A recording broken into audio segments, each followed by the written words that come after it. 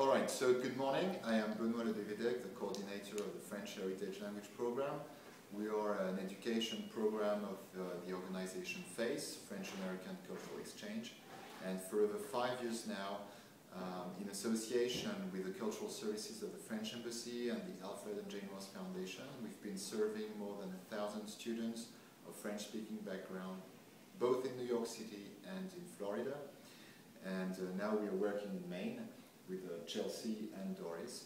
And the point of our organization, the French Heritage Language Program, is to make sure that newly arrived immigrants here in the United States who are French-speaking background can keep up their French and so speed up their acquisition of English. And the point is that French becomes the tool of academic integration, but also professional success. And about a year ago, we met with Chelsea and Doris here in Maine, thanks to the French consulate in Boston, and they spoke about their projects of keeping up the French heritage here in Maine, which is very particular because in a different way to what we do with the newly arrived immigrants in New York and Florida, here people have this French heritage in them, but they've been some kind of lost generation, and I will let you speak about this. And, but there is this overall need and this incredible community enthusiasm about rejuvenating the French language here within its own particular cultural background. So, Chelsea and Doris. Well, I'd like to talk about this cultural gap that we seem to be. We're going to switch out. The cultural gap that we seem to be trying to address with our programs here.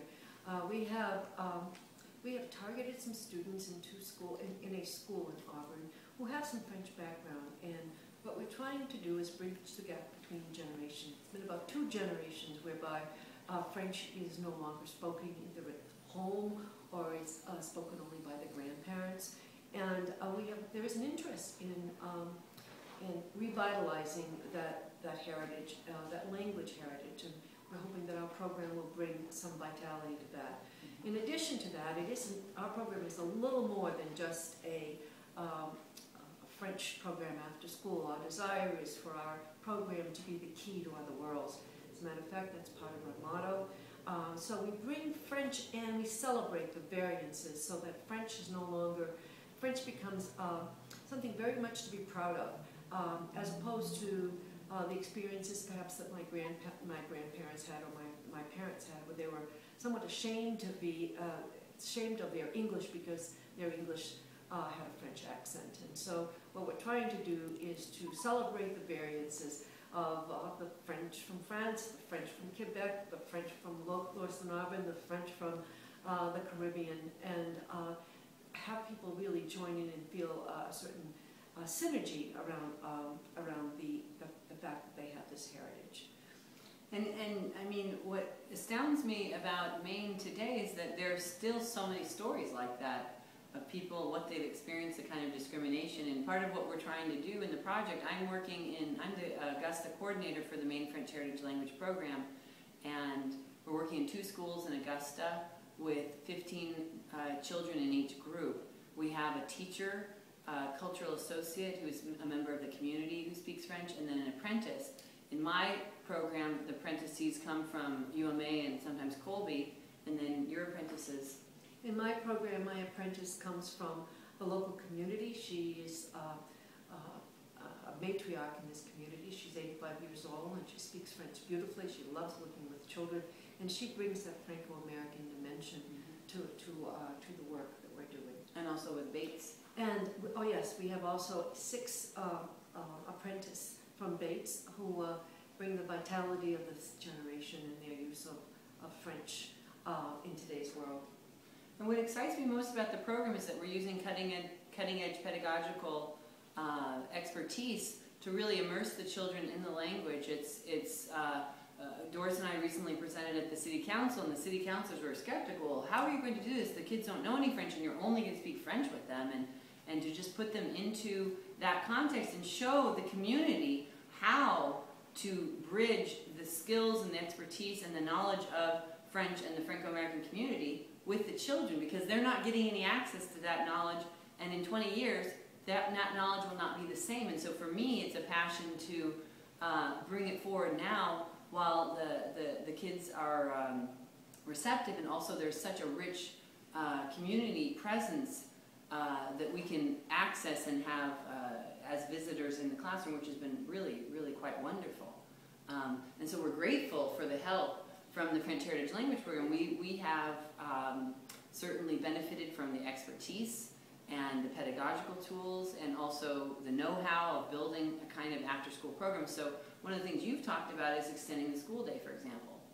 Yeah, we're hoping that with this model, as we play with different delivery systems, that maybe some of the formats that we're using might be futuristic, so that if we ever had a longer school day, people would consider even having French be taught in the afternoon. So we're entrepreneurs of sorts in terms of trying to produce these different models that would be open, that would be flexible enough to be sustained by the different communities. And that's our goal, is we're doing this as a demonstration project to show what's possible for French in Maine, to create a unique program where the French in Maine is validated with children. This is the first time that this has happened in that exact kind of after-school format, where we're taking all the variants of French in the world and definitely showing.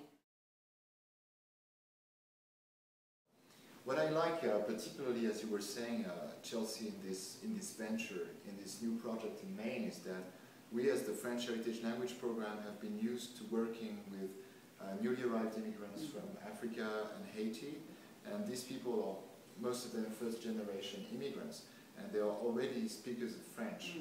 And this is a totally new approach here in Maine, because we have this heritage which is an American heritage. And so French is part and parcel of your identity as Americans. And what I like about this project is that it unites several partners. There is the French Heritage Language Program, there is the Centre de la Francophonie des Amériques, and University of Maine at Augusta, and the Franco-American Heritage Center with you here today, Rita, Dubé. And I'm very glad that all these partners are working together in the service of the same cause. So Rita, maybe you could say a few words about your yes, and what does it mean to you as well? Yeah. First of all, the Franco-American Heritage Center here has been here for 12 years, and since day one of our goals has been to teach the French language in different schools, but it's been a huge project with many other programs in the works, and so finally we can be grateful to the organizations and the people involved here to help us fulfill that mission, to bring our goal to life. And based on that, and to strengthen the French roots here in this Lewiston Auburn community in particular, where 40 to 60% of our people still speak the French language.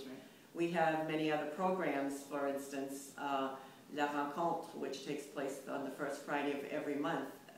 We usually have about 200 to 300 people that attend that every month, and the goal for that particular day is that you have to speak only French for 2 hours, or you pay a quarter every time you speak English, only up to $1, but it's just the reverse of generations ago when people used to be punished if they spoke French. That's right. And now we're trying to reverse that and say you pay a quarter every time you speak English. And it's to try to keep the French alive. We also do other programs such as summer immersion programs with students 11 to 14 years old to Canada. We have our Fun in French for Kids programs, and of course, I'm very proud of our newest program, which is French Heritage Language Programs after school. We're in 2 schools now, hoping to expand that in the future.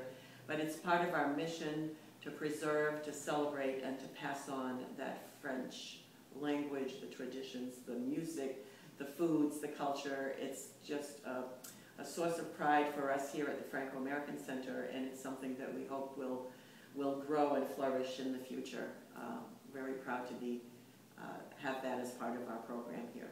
And you worked very hard with us on the logo and thinking about how do we link the French in Maine with the French in the world, and that's part of the project. So our logo is Le Français, c'est notre héritage, and our key to the world. And you were very instrumental in that, in kind of how are we going to explain that to families, that we're linking the French in Maine with French in other parts in the world, and so I really felt like that was a great contribution. I think the key to the world is the key word there, key, because how many countries speak the language, and we have several immigrants here in this community, in fact, that I think will be benefiting from what we're offering. Trying to keep it very affordable for everyone is another main goal, but it's organizations like your organization, French Heritage Language, French-American language programs, the Centre de Francophonie des Amériques, and different organizations where we're trying to get grant funding to help us expand this and help make it even more successful, because it's certainly an important piece of this community for sure.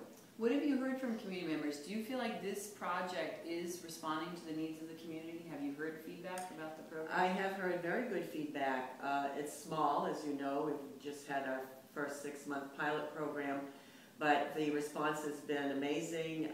People are very happy that we're doing this. Our board of directors is committed to it. We just wish that we had more funding to provide the program with more money, but our board is certainly committed to it because it is definitely part of the mission.